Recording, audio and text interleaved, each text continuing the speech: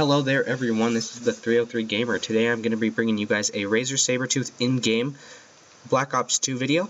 And throughout the video I'm going to be telling you guys about the performance of the Razer Sabertooth controller in-game, as well as giving my personal opinion and a little bit of a review on the controller itself. Now, before I start the game, I'm in theater mode right now on Black Ops 2, I want to tell you guys a little bit about the personalization that I'm using on the controller, so you know that my setup personally. So if you're not familiar with the controller, pretty much it's got 4 additional paddles up and down on the back of the controller, and 2 additional buttons on the top of the controller in between the triggers and buttons. So pretty much what I'm using is down on the left paddle is going to be my reload, down on right paddle is going to be my crouch as well as prone dolphin dive.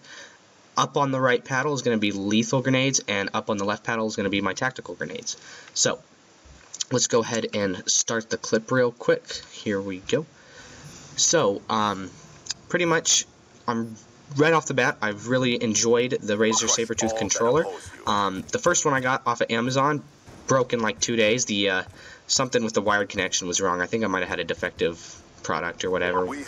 Next one, I got the new one, got the replacement for free, and it's been working great ever since then. So no problems there really. Just got a bad one personally. Using the controller recently, I've really liked it. I believe that it's not a modded controller, so it's not going to give you a tremendous advantage. You still have to perform, you know, you still have to have some skill, but it really helps. Now I'm going to pause the clip right here because in a second is a really good example of where this controller comes into play and where it can help in game. So let me show you guys real quick. So dropping down right here, that guy should have seen me doing his little head glitch behind the barrel right there. He should have seen me drop down and has the jump on me. So he has the advantage right now. I have no cover and I'm out in the open. Now, because of the fact that I have the right down paddle assigned to crouch, I can easily lay down or go prone without taking my hand off of the analog stick and moving it over to B. So that allows me to aim and fire a lot easily and more accurate while crouching and end up winning this battle. So let's view it real quick. So I quickly drop and I never lose focus on the guy, ended up getting the kill.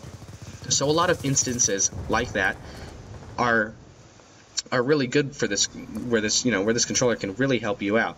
Is just those key little things where you're just, it's a split second and it's either going to be you or him dead, and it can really help you out. So I see this guy right here, see a couple shots on my radar to the right, and get the kill right here, and as well as the kill right there. So pretty much sensitivities as well with the analog stick, you can customize those. I leave them on the same personally. I play on usually a high sensitivity in the game, so I don't need to change the sensitivity of the analog sticks at all personally. Now, diving a little bit more in depth into the controller is the profiles that you can customize on the controller itself. So Razer gives you 2 profiles that you can customize to your liking and use them differently in different games. So for example, you could have a Call of Duty and a Halo profile, or any 2 games that you play. So pretty much is you just choose profile 1, profile 2, go to the program mode, and then you just customize the buttons however you like them. Now the way to customize the button is you pretty much just hold down the button that you want to assign to something. So for example, I would hold down on the left paddle, and then I would press X, and that would assign that paddle to reload. So whenever I tap down on the paddle, obviously it's going to act as if I was pressing X. However, I don't have to move my finger off of the controller and move my thumb off of the analog stick and over to X. So that saves me a little bit of time, and I can keep my accuracy on the analog stick.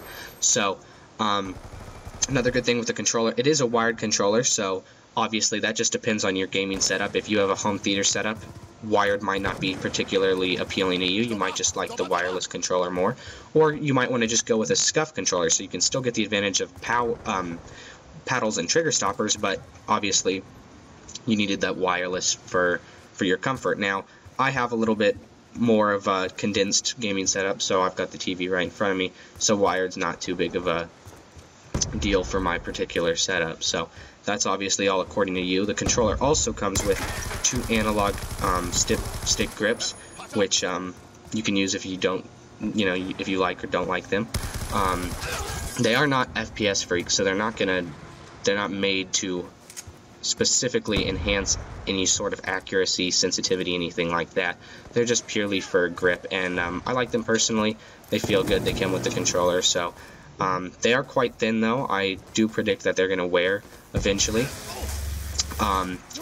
Now, what else are we going to talk about? The D-pad on the controller, not too big of a deal. I mean, unless you customize your D-pad and use it a lot. I mean, I don't particularly, just kill streaks, things like that. Feels really nice, definitely better than the Xbox controller itself, but that's not too big of a deal.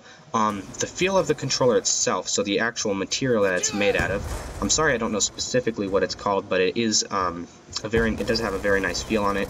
The Razer controller, the Razer logo is on the right-hand side of the controller itself. The controller is backlit, customizable though, so you can turn it off if you don't like it. I do personally, I think it looks really nice. It's got two little grips on the controller on the back, so just when you set it down, it's got nice little grip, so an overall good feel.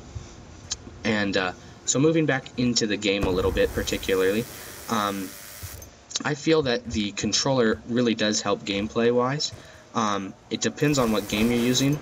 For example, Minecraft or whatever, you can control certain buttons so that they go to certain inventory items, stuff like that. So that I can see it being you can also have a big advantage of. Obviously, it's not going to give you a multiplayer advantage or anything like that. It's Minecraft, so not too big of a deal. But games like Halo and Call of Duty, Crisis, anything like that, assigning a certain movement to the controller can give you a slight second advantage, which of course in turn can make a big difference. Try to turn around real quick, get the guy right there. However, I cannot quite finish up the kill. So Xbox button is obviously the same, start and back buttons are the same. Still going to have the audio or voice chat input in the bottom of the controller, so that's all the same. The wired is a little bit different. The wire, is a little bit different than the Onza controller because of the fact that you can take it out and plug it back in. So that allows for a lot more, traveling and portability. So anyway, guys, that's pretty much the overview of the controller. I hope you liked the video, and I hope it helped you guys out. Maybe you're thinking about a purchase. So anyway, I hope the video helped, and I hope you guys like it. Don't forget to like,